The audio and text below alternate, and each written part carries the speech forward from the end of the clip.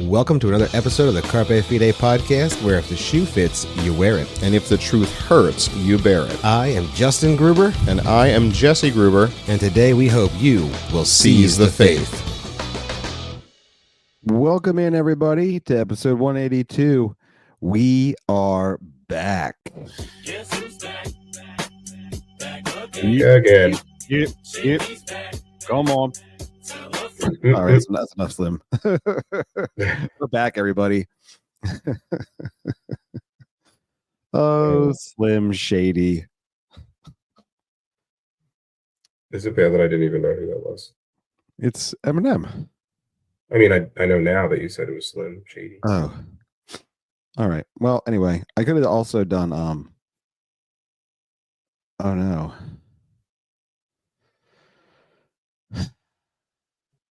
Wow, I forgot the guy's name. It's just like it's not there. Doesn't matter. Whatever's about to happen is not going to be good. Look, I'm not even going to try to remember. It's literally meaningless for this podcast. But we're back. We've missed you. It has been, I don't know. What do you mean? A little chaotic. Weeks. It's definitely been chaotic. Yes, it's been chaotic. Jesse is in the course of a month has cleaned up a home, listed a home, looking for a home, practically sold a home. It's all very, very happening. It's under contract. Things are happening. A lot of things are happening. Pending suitable housing, which is So we've been unable to connect, but we are hopeful to having gotten past some of this to become more consistent. And that includes Bluey in the Bible. We feel like that's like one of the sad things about it. Like we started Bluey in the Bible, and we've gotten really good. Let me not sniff into the microphone. This is a professional podcast, for crying out loud, Jesse. You disgust me. Is it? We started Bluey in the Bible, and it's gotten really good traction. Surprisingly so. We're pretty surprised at how many people have listened to Bluey in the Bible. And we're excited for it. And then we've not been able to do one for a month. So but we'll fix that soon. Soon. Oh, we will be rectifying that very imminently. So tonight we're going to try to ease back into recording with a little bit of fun, because we are in the golden age of America, everybody, and and that means we're going to revert back to a meritocracy where your actions, they have consequences, and when your actions have consequences, Democrats go, oh no. Oh yeah. The Kool-Aid man, he busts in. The Kool-Aid man. Oh yeah. All right. Isn't it just an anecdote? Isn't it so stupid that yes, Trump, conservative policy man, taking back America, picks freaking Paula White as a spiritual advisor? Like, that's just a liberal Christian, quote unquote Christian. What the heck? Is that the cross-dressing guy? No, it's the lady. There's a female quote unquote pastor, Paula White. I don't know. You don't know who Paula White is? Well, I mean, if I was Trump tends to like pick people that are easy on the eyes. Maybe he just was like, I can't keep looking at this guy anymore. No. That couldn't be it. Nope. No. I don't know what she looks like. She was just on one of those prosperity infomercials trying to say that if you donate $1,000, you're going to have 7 days of blessing from the Lord based on Exodus 23 or something or other. That's that girl. Really? That's that girl math. Yeah, that's that girl math. That's that. No offense, ladies. No offense, ladies. The distinguishing ladies that listen to this podcast would not be caught dead with that girl math. All right. That's not great, I guess. I would definitely say not great. No, it would fall into the not great category. I agree. But then again, if you thought you were electing Jesus, then shame on you. A pox upon your house and deep shame. because that was not who you were electing. That will never be who you elect. For Jesus Christ is the one who elects his people. He is king. Christ is king. Anyway, All right, on to the Candace fun bit. Owens. Thanks for ruining this. In the midst of the fact that we're going back to meritocracy, we're going to just look at a few DEI type stories. For those of you that don't know what DEI, or if you'd like to, just call it DIE and just reverse the I and the E, DIE, it means diversity, equity, and inclusion.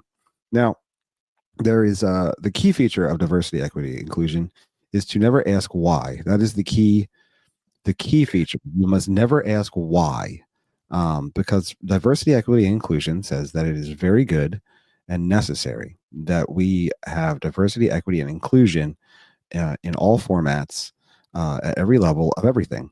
Now, the reason you can't ask why is because if you were to say, well, we have to, just give an example, for medicine, applying to a medical program to become a doctor, we would need to have diversity, equity, and inclusion. We need to have a diverse, equitable, and inclusive program for doctors. And if you were to say why is that necessary, they would say, well, because it's good to be equitable and inclusive. And you would say, all right, why? you see why, and they say you can't ask why because that's not nice. And you say, I think why is an important question because I want good doctors. And they would say that doesn't matter if it's not diverse, equitable, and inclusive. It And doesn't then matter if they're not brown and gay. if Doesn't yes, matter how good they are if they're not brown or gay. yes, that is kind of partially the answer. Now, if you were to say we need to have a fair base practice of accepting candidates into our medical program, that would be good. We want a fair process of allowing people to participate in all programs, every area. It should be a fair process, meaning that it doesn't matter if you are any color or creed or sexual orientation. We need the best person flying this plane. We need the best person sweeping the street. We need the best person to deliver a package. It doesn't matter what color or gender or animal type you prefer to be. If you can do the job the best, that is awesome. That is a meritocracy. That is where you are gained upon your merit. If your merit is worthy, then you are in, and if your merit is not worthy, you are out. And so you can see how that would be a problem if diversity, equity, and inclusion is your goal, because then merit not so much a big deal there. It infects everything. We have we'll do the local story first. Is that cool, Jess? Yeah, I'm down. So we have a little local story. Turns out all things need to be diverse, equitable, and inclusive. And that includes New Jersey's view of electricity. Oh my gosh. So there's been a little dust up. So first off, the first dust up happened over the summer when they put these new smart meters in, and all of our bills skyrocketed hundreds of dollars. Yo, straight up, we are. Everyone in New Jersey is pissed. It is. You want to talk about being oppressed? Living in New Jersey is being oppressed. It is across the board. Magically, we and you're like, oh well, in the summer you're using a lot of electricity, trying to use that air conditioner, use that AC. You're like, oh well, the new meters are now charging us an extra. You're like, oh what, like what, $50 a month, maybe 300. 100 bucks a month, or maybe $300 a month, so $500 a month more. It You're like, is. wow, that's a It was lot. wild, and it's funny because like even like the meteorologists, like the New Jersey tri-state area meteorologists, they've put together map data and heat maps to show that this year's basically been the same as the past few years in terms of heat. And why is this? Why are these bills skyrocketing? Anyway, that's an answer. That's a question that we'll probably never have answered. we all Um, hoped to get some reprieve in the wintertime when we're like, oh, we're using less electricity in the wintertime, right? Because we switched to gas and oil, so we get to save on our electric. Nope, that is nope, not true. Uh, because yeah, well, nope, geez, still high, and I mean, most chances are you're people, probably still paying off the summer's yeah, I was gonna bills. say So, most people were trying to pay off summer, so oh my that gosh, was the thing that happened. Um, and then they went one step too far. They said, you know what? Wow, it is expensive. We should probably adjust everyone's bill. which Well, sounds great not as long as it exactly. was down for everyone, Yeah, not exactly everybody's bill. but it's not. So, SaveJersey.com, tremendous publication, tremendous local publication. Yes, thank you. Thank Headline, you, Save Jersey. thank you. Headline is DEI electric bills. State agency advances plan to base New Jersey utility rates on income. A little from the article. At today's New Jersey Board of Public Utilities, BPU, meeting, the state agency decided to approve an equity plan to tie energy rates to income. That's right, the BPU, populated by Democrat Governor Murphy's appointees, wants to base your utility bill on income level. High income and middle income families can, while households that have already qualified for state utility assistance would likely receive a downward adjustment. New Jerseyans are Yep. already pricing for electric bill jumps of up to 20% beginning June 1st. Oh my gosh. This means So that. basically, Yeah, go ahead. no, I mean, basically, like if you went to the grocery store, right, and you got a grocery cart full of goods, and then you went to the checkout, and they're like, okay, here's what the bill would be to pay for those goods, but because you're a middle class person, you pay more for these now. That's what Yes. they're doing. Like you're not paying that for the energy that you use. You're paying because you work hard and you make money. You're paying more because you work hard and make money. That is correct. Yes. That is Effectively, such a prejudiced thing.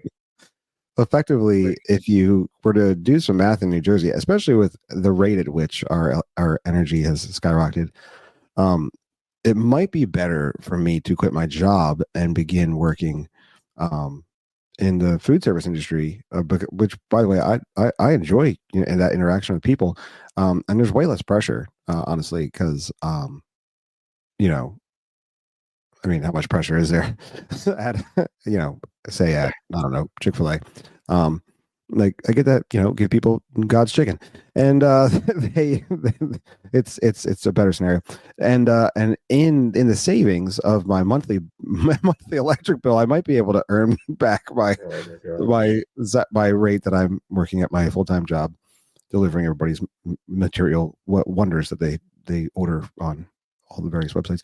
It's crazy to think that would be what we're talking about, but a simple public service good like electricity um, could be based upon what you earn, which means if you make a lot of money, you will now pay 20% on top of what the increase is, which by the way is already an astronomical increase. We're talking like a doubling of our Astronomical. bills, like literal doubling of the energy cost. And now you're going to pay No, 20% of the doubling, which is like, nobody that I've ever talked to has not had a huge bill hike.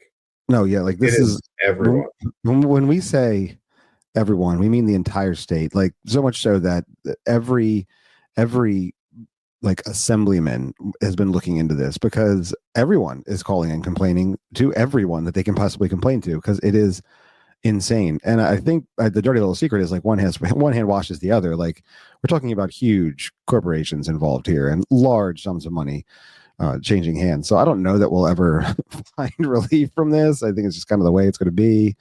Um, but yeah, the insanity of DEI creeping into something like the cost of a good, like the potential we're looking at is you're going to need to have a card that probably some sort of color coded system that indicates your earning capacity, and whatever color card you get would reflect how much more a particular good will cost at the end of the day.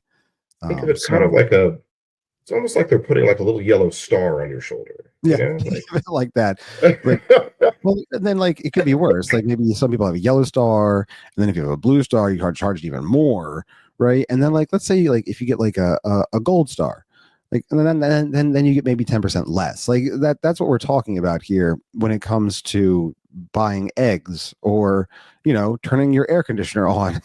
That's how DEI creeps in fundamentally at some of the dumbest levels. There has been a big push to source things in our federal government based upon your merits. So the armed services have gone back to a much more merit based um, system, and they're seeing huge spikes now in people wanting to join the military again because previously they were trying to be diverse, equitable, and inclusive, which meant they were literally right. We're literally right lowering the needed goals for you to serve in the military, which just is a bad idea.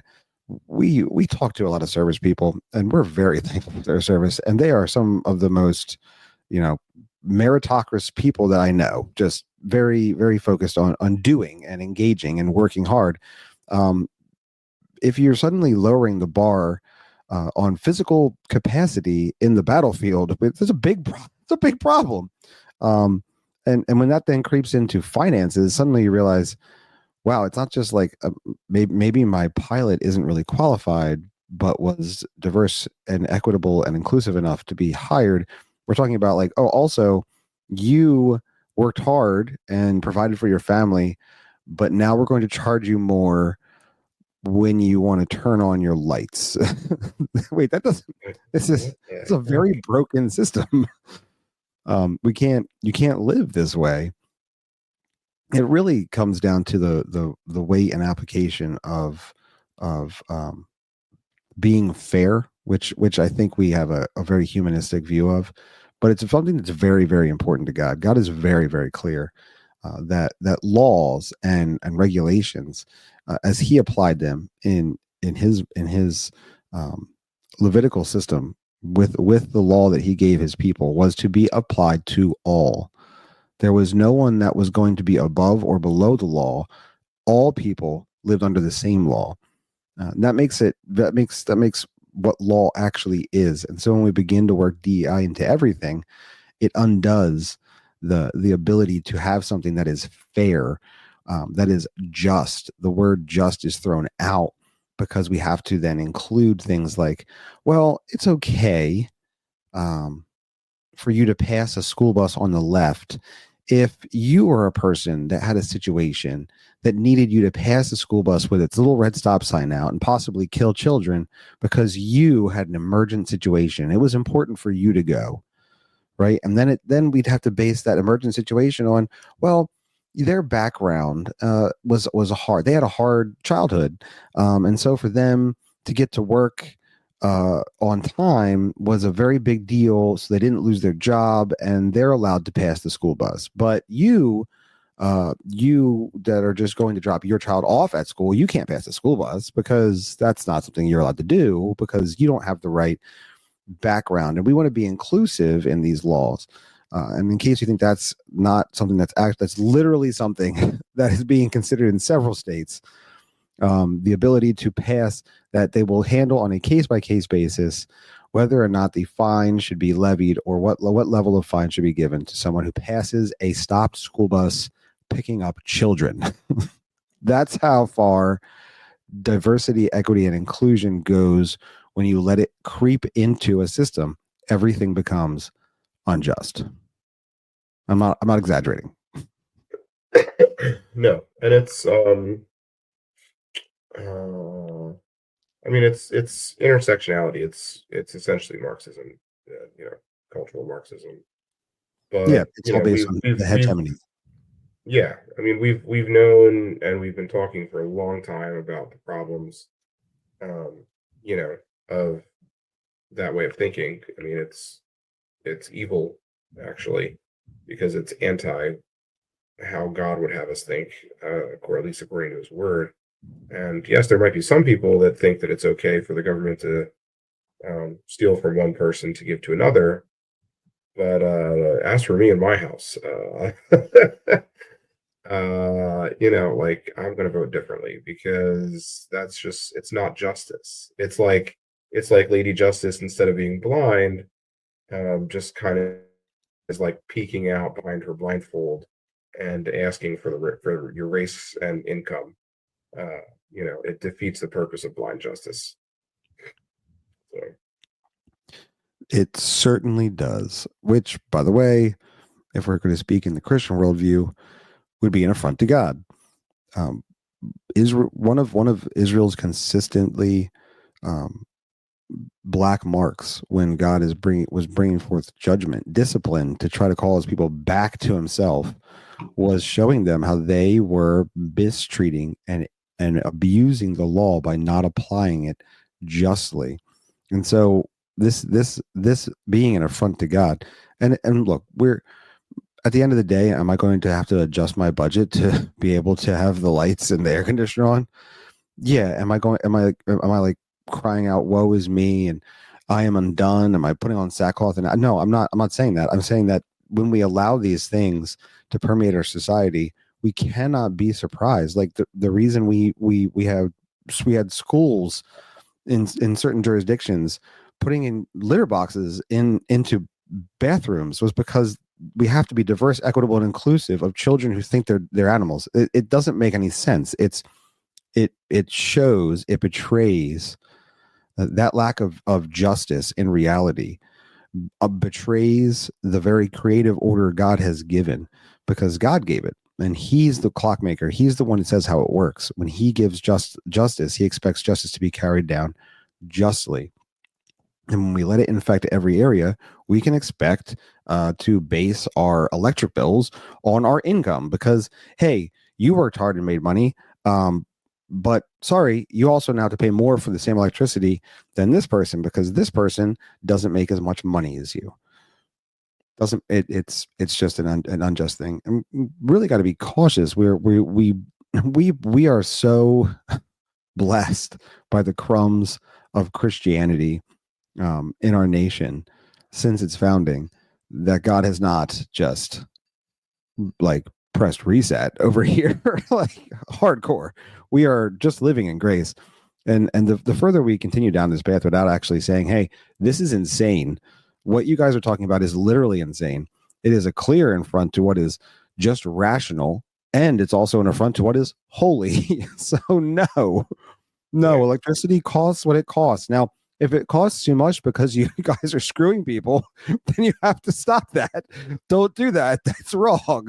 But you don't get to adjust things because, wow, we really screwed up, guys. We're charging way too much for electricity. Hey, what if we just make it cheaper for people that make less? That's better, right? Then it's okay. No, it's still bad. You're still doing bad things. You're doing more bad things to cover up the bad things you're doing. Oh my gosh. Thank you, diversity, equity, and inclusion. Ugh. Well, I mean, it's Governor Murphy's last year as governor, so he doesn't care anymore. It's kind of like working after you put your well, not a Christian, but it's kind of like someone who puts in their 2 weeks notice. They And just then, don't really care about the job anymore. yeah, it Not that he was very good at it I was going to to say begin with. there's no hope here. This is what happens.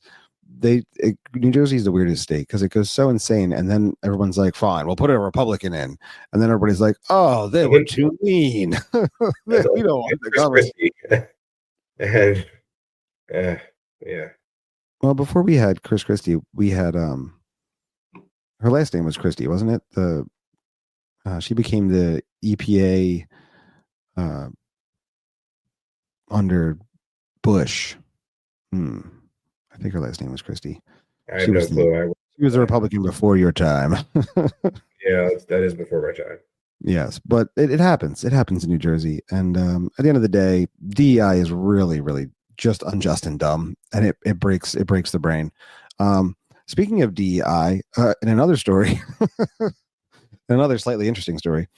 Um, I'm actually I'm happy about this story because for so long the human right campaign has bothered me because it is neither about humans or rights. It is a progressive movement that seeks to force down upon everyone the idea that if you do not accept everything in the progressive ideology, then you stand against human rights. Um, it's garbage. And for those of you that don't know what the Human Rights Campaign is, if you've ever seen a little sticker on the back of a car that is like blue and yellow and it's an equal sign, right? That little equal sign is the Human Rights Campaign symbol. And it's Oh, I just because assumed it meant they liked math. no, I see. That's how they get you. It Why are there so many actually mathematicians out here? everybody loves math. Speaking of speaking of dumb, this is where we've gone. It's my fault for bringing up the Human Rights Campaign sticker. I delivered to a house that has not one but two Teslas, and on the back of one of the Teslas recently showed up a sticker that is a black circle with a red X line through it and the word Elon on it. It crossed out Elon on the back of the Tesla. And I'm thinking to myself, well, guys, you paid him what, $60,000 for a car. I don't think he cares that you don't like him anymore. You've got two of them in your driveway. Oh my gosh. They just did that so they wouldn't get vandalized for people. That's kind of what I thought. Like, oh, they're just trying to protect their car, I guess. Yeah, but anyway, yeah, the blue square with the two yellow equal line symbols is the symbol for the Human Rights Campaign. Now, the Human Rights Campaign is garbage. It is strictly an LGBTQIA plus civil rights advocacy group. It is not for human rights. It's for all people having to accept and affirm the LGBTQIA plus identity. That's what the Human Rights Campaign is all about. Now, I assumed it was a pro-life organization. You assumed very incorrectly. It is not a pro-life. In fact, the things that they support do not allow you to have babies. Anyway, irony. Well, I guess that's not true. I guess a trans woman and a trans man could get together in a relationship, and they would probably celebrate that. But really, all we have is a woman and a man together in a relationship at that point with a whole lot of extra steps. So it's not really actually. Depends on how far in their therapy they were at, too. Right. Well, that's true. That is also true. The Human Rights Campaign has been a joke for a very long time because it is neither about human rights and nor is it about, I guess it is about campaigning. So that part is true. But since it's not about human rights at all and just about advocacy for progressive sexual agenda, they proved once and this is to me the nail in the coffin. I've wanted to just be able to like point and like that weird thing where you can just point at somebody, that meme, you're just pointing at it and like mocking it. I wanted to do that for some time with the Human Rights Campaign, but every once in a while they do something stupid. But then this most recent one is just super stupid. For those of you that don't know, Jasmine Crockett is a congresswoman from Texas. Jasmine Crockett has become the new face of the hot new face of the Democrat Party because she's sassy and a woman and black and uses colorful language to make fun of and belittle people that are conservative, and that is why, because she is kind of handicapped. We're not there yet. She is leapfrogged. She's leapfrogged Anastasia Cortez. I'm sorry, Alexandria Cortez. She's leapfrogged her in the hierarchy of fresh faces of the Democrat Party. Jasmine Crockett is she's something else. She was at an event for the Human Rights Campaign in Washington, D.C., and she was speaking at the Human Rights Campaign event, the fundraiser there, all dressed up in what you would think is probably a situation where you're going to get some, hard-hitting oration. That was not what you got from Jasmine Crockett. Instead, you got her kind of saying the quiet part out loud that the Human Rights Campaign doesn't care about human rights at all. And it really doesn't care about handicap rights or handicapped people at all as well. So here's a little clip of Jasmine Crockett at the Human Rights Campaign event in Washington, D.C. Because we in these hot Texas streets, honey. Y'all know we got Governor Hot Wheels down there. Come on now. And the only thing hot about him is that he is a hot mess, honey. Well, that's Jasmine Crockett. No. And for those of you that don't know, Hot Wheels. Governor Hot Wheels. For those of you that don't know who Jasmine Crockett is speaking about, Congresswoman Crockett, which boy, Davy Crockett, man, getting a real bad rap here. I'm going to just say probably unrelated. I'm just hoping for his sake because, he's out there exploring and hunting and providing and leading. And then, well, now Senator Crockett, Congressman Crockett is doing something else. She's speaking about the governor of the state that she represents in Congress. That would be Governor Abbott of Texas, who is a paraplegic who was in an accident in like 1984 and can't walk and it's in a wheelchair. She referred to him as Governor Hot Wheels. Governor Hot Wheels. Then the crowd of the very pro human rights. This is just remember, this is the Human Rights Campaign. This is a pro people on earth. These are the kindest, affirming, loving people on earth. Surely they would be incensed by this woman insulting a handicapped man. Oh no. They will laugh and applaud the denigration of the man in the wheelchair. Are you serious right now? What is wrong? What is wrong with people? It's like RC Sproul on repeat. What is wrong with you people? Oh man, we need RC needs to get in here. So that's not going well. You'd be surprised to find out they are making moves to censor Governor Jasmine Crockett, which would be a huge boon for the general oration going on in Congress. I think it would be a win. Yeah, huge win. They're gonna seek to censor her. What with it, the public insulting of the handicapped man. I just want to say it straight up. I find the censure thing in Congress kind of stupid, personally. Like, if you want, just don't get in the way when people are ruining their careers. If she wants to insult people in wheelchairs, go ahead, let her do that. I don't think that's going to be a winning ticket for her re-election campaign. Nonetheless, we don't have to acknowledge the Human Rights Campaign as being for human rights anymore. We can just dismiss them outright as they applaud the insulting of a person in a wheelchair who can't walk. They do not care about human rights. All on board? I just can't. It's so ironic on so many levels. Like, it wasn't even just like a regular political speech. The fact that it was for the Human Rights Campaign, the fact that like she just flat out and said that, she doubled down on it. I mean, like,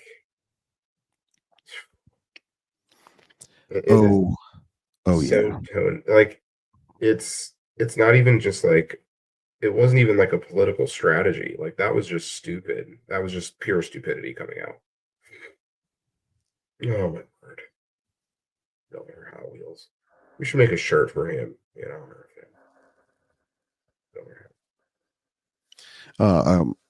It's very much, and I the DEI part is slightly tongue in cheek. Although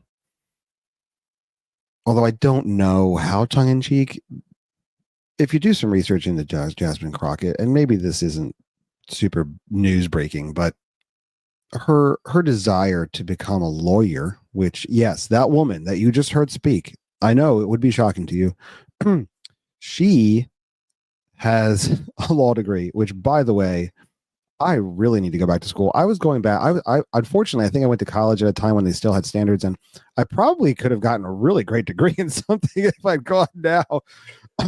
uh, because I'm just saying. Um, I mean, you heard it. We played the audio. Uh, she she went into law because of what I'm going to look at right now, and I don't have all the details, but I'm going to say it was probably one of the many race hoax that have happened in our country since like I don't know, gee whiz, 2000. Um, they had they had let's see here. She was going to Rhodes College at the time, and there was let's see a handling they had a series of hate crimes on campus. She received a racist hate mail, and her black friends' cars were keyed. And she said, quote, "My school didn't know what to do, and they brought in the Cochran firm." Now, if that name sounds familiar with for you, you should Google it. That would be a firm you bring in when you are trying to utilize race as a key demographic in some sort of lawsuit. That would be Johnny Cochran, the Cochran firm. And the lawyer that helped me became my instant shiro, is what she said. While we never figured out what happened, which right then and there makes me say, huh, you guys never. You mean there were people racistly keying only black students' cars, sending out hate mail? I'm sorry. You couldn't figure out who sent you hate mail in the email world? Like, I'm just saying. I'm throwing it out there. Well, you definitely can't after Hillary Clinton threw them. Yeah, well, she threw a little bleach bit up on that thing, and that was all gone. Oh my gosh. Anyway, that's Jasmine Crockett. The human rights campaign is effectively canceled. You no longer need to worry if you see someone with that little tiny little equal symbol on the back of their car. You can know full stop that person does not care about human rights at all, and that the equal symbol may be a satanic symbol that we haven't yet understood yet. That could possibly be the case. Please, everyone, monitor your grandparents. Make sure they're not donating to the Human Rights Campaign, because we don't want this to come up at the Great White Throne or any throne. No throne judgments with Christ. That is neither here nor there. On the flip side, I do want to say Signal is an incredibly secure messaging app that we use all the time, and it is encrypted. And in fact, it is so secure that the government also uses Signal. If you didn't catch that story, that's just a little tidbit. Signal, great job, guys. Right, Jess? We love Signal. I mean, that's a pretty great ad. You know? It really is a great ad. Like, at least it was. Oh gosh, we need to have this encrypted. What do we do? Let's use Signal. Right? Yeah, great. Good call, guys. Good call. Also, be careful who you add in a Signal group. I think this is just the key takeaway. Don't just be careful who you add. And if you're going to make big mistakes in a Signal group, make sure that when you carry out the plans you're executing, that you just crush it. And then there's no doubt that, you know what? Oops, I added somebody. Oh, it didn't matter anyway. Turns out we still killed it. And them. That is what happened on Signal this week. So if you need an encrypted messaging app, Signal is fantastic. We recommend it. We use it for our exclusive Carpe Fide chat, which is fire, I might add. Nonetheless, there was one other thing that has kind of come about, and I thought me and Jesse could just get ahead of it as we end our episode here. But do you have any? We didn't have any other stories, right? Am I right? We didn't have any other stories, although about the Signal things, some of my friends on Facebook this week were commenting how if Trump hadn't gotten rid of DEI, then the Signal leak never would have happened, because he would have had qualified individuals there and not people who are just loyal to him and apparently idiots. At least that was their perspective. But I think that's a fundamental misunderstanding of what DEI programs are. Sure is. Because DEI programs specifically don't necessarily look at qualifications. Something. It just looks at, the external and not the actual things. Correct. Yep. But So I didn't feel like if I had explained that on Facebook, I didn't feel like it would go over well. yeah, I didn't think it would be well received. someone that's that far down the logic hole into irrationality probably isn't going to understand a rational explanation of, oh no, you misunderstood. It's not about qualifications.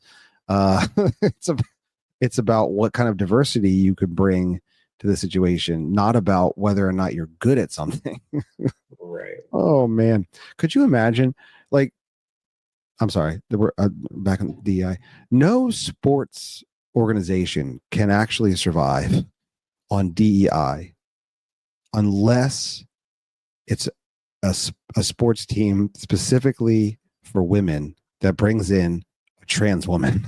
That's the only way it actually works. Because if it was like, if I got really upset, like, hey man, you know, why aren't there more white dudes in the NBA? And everyone's like, well, probably because the NBA is a meritocracy, and it's not just about diversity. And I'm like, whoa, wait a second, hey, you better simmer down with that. I thought diversity, equity, and inclusion was the goal. I thought that was the good. It just doesn't work. It doesn't work in any area where merit is actually work, yeah. any area where merit's essential. But if you can shoehorn in diversity, equity, and inclusion, then if you just shoehorn it in, you can automatically see that means merit has to begin to move down. It has to come down. So it's a danger. Whew. Yeah, there's that little chestnut. Finally, there has been an interesting upsurge in the focus of what happened way back roundabout the summer of love, where when George Floyd had an interaction with Officer Derek Chauvin that led to in which he also died, and Derek Chauvin was found guilty of 3 different what are the charges in that, and sentenced and found guilty of 3 different charges. It has come about that many people are talking about whether or not he received in any way a fair trial, or if the evidence was even properly looked at. And there's a lot of talk about whether or not they should pardon Derek Chauvin and possibly move federally pardon Derek Chauvin and move to retry him in the state so as to give him a actual fair trial. And I think that this is an important conversation to have for Christians, because I began having this conversation about 2 weeks ago. 2 weeks ago when I was on vacation, I actually am very thankful. I love all of my extended family. I have all the family on my in-law side. I am very thankful to say that I have great relationships with them, and I really enjoy them. So I really enjoyed speaking with my uncle when I was on vacation, just about the idea of what it would mean to federally pardon Derek Chauvin, if it was right, what we should or shouldn't do. And it kept coming back to, it feels like it would be too ultimately, the word that we would say is inconvenient. It would be too inconvenient. It might have negative consequences. And as this discussion is kind of looming in the culture and starting to take some shape and find voice and legs, I think it's important for Christians to think through what it would mean. What does it mean if there was a great injustice that we all saw, and many people voicing opinions and taking part in, occurred, that put an innocent man in prison? What would be the recourse there? And I think the Christian has to say that if there was an innocent man put in prison, and it doesn't matter whether it's Derek Chauvin or any innocent man, we would demand that justice be impartial.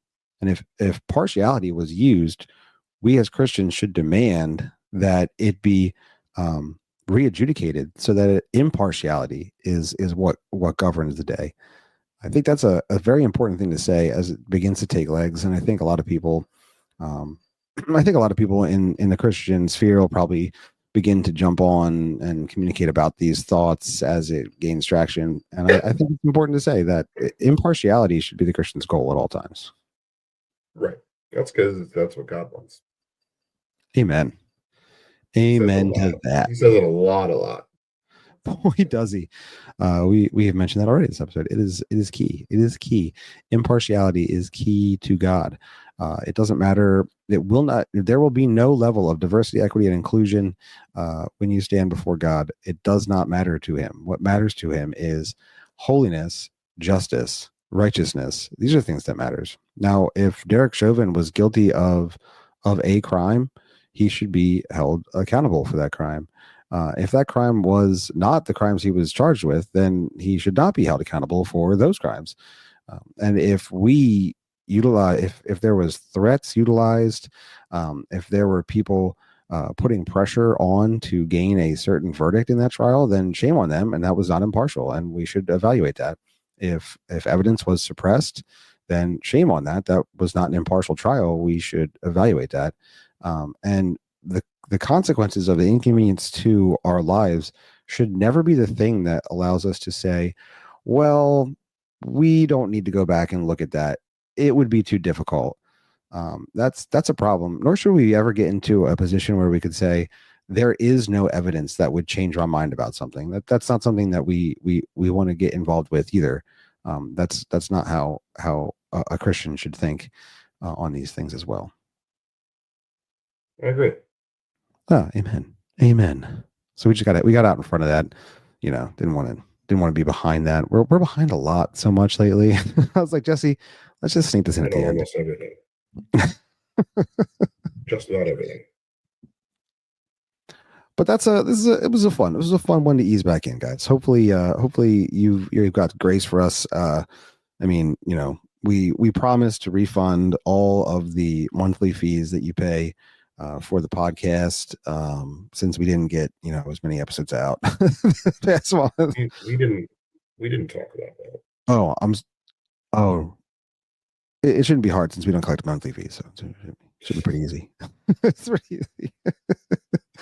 Well, I got nothing else. Well, what we're going to do is redistribute all of the Patreon money you give to all the other podcasts, and that's right. And we're going to it's going to be based on your income level.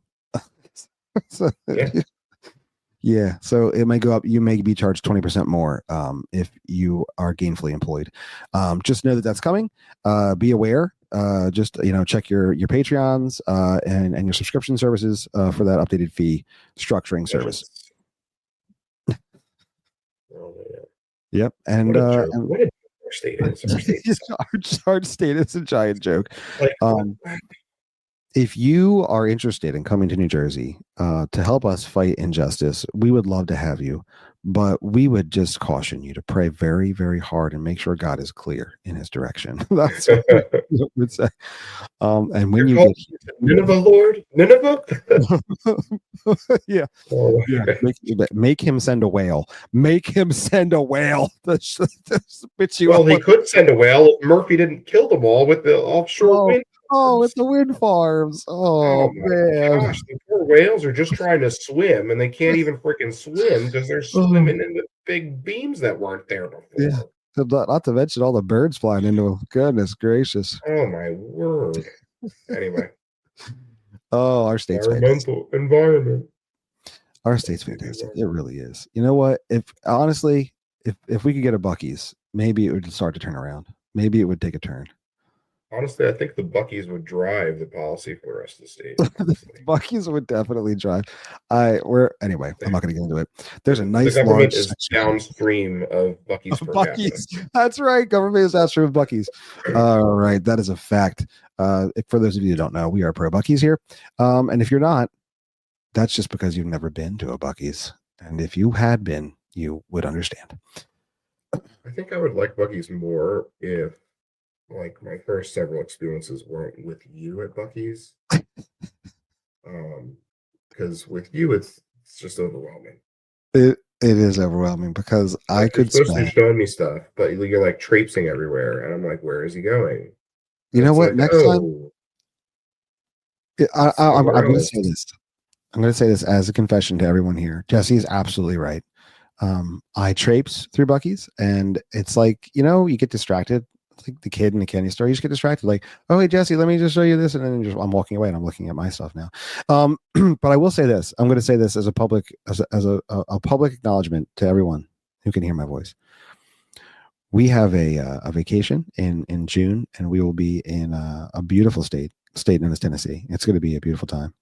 And when we go there, we're going to go to a Buc-ee's. And when we go to a Buc-ee's, Jesse, I will make it my mission to just walk with you and guide you through the Buc-ee's experience. That would be great, because I mean, it's not just me walking through the Buc-ee's; it's me and my 6 children. So right, you just got to be cognizant of that. You know what? You're right, and I can help. There's a lot of places to get lost in there, between the apparel, smoked meats, the hot sandwiches, the jerky. There's a lot of places to get lost in there. It's scary. There's the toy store, the outdoor store, Western apparel store, all the snacks. But yeah, when I went on my last vacation, I literally went to 3 Buc-ee's on vacation. Which is no small feat. No, it is no small feat. And I went to, in the course of 24 hours, I stopped it twice. But in the course of 24 hours, on our way home, I literally was in 3 different Buc-ee's, and it was awesome. But I feel like I now, Jesse, I'm at a spot where I've been to Buc-ee's enough. You know, like where I don't have to Buc-ee's fix. Yeah, like I don't have to go. Like now it's just like I know Buc-ee's. Like I am Buc-ee's. So like I can just take you. An old friend. Yeah, so like I can just take you and I can slow down my role and just be like, yeah, man, what do you want to look at? Come check this stuff out. You know, I can help you not lose one of your children. They could hide in coolers. Like there's coolers there. You know, they could hide in those jet gas cans. Like they're big enough to fit a kid in. Oh my gosh, you could hide right in one of those. Like jet fuel cans they have. Don't tell the cartels though. Don't. That's how they get them in. All right, that's enough of this. Dear Christian, we hope you've been edified, and definitely reach out if you'd like any updates on what has actually happened the past month. We'd love to, incorporate you into praying for Jesse, his family, and all that's going on here in New Jersey. We'd love to do that. So you can feel free to reach out, message us on any of the socials. But we're back and we're kicking it off with this ease in episode. And we will continue to roll out more consistent content. That is what we desire to do for you. That's the pause where I was seeing. That's our hope. That is our hope. Yes. Jesse wanted to kick anything in. No commitments. That's our hope. It was my fault. He was drinking. You couldn't see it. I could see it. I still threw it to him. Nonetheless, we hope, dear Christian, you this day would seize the faith.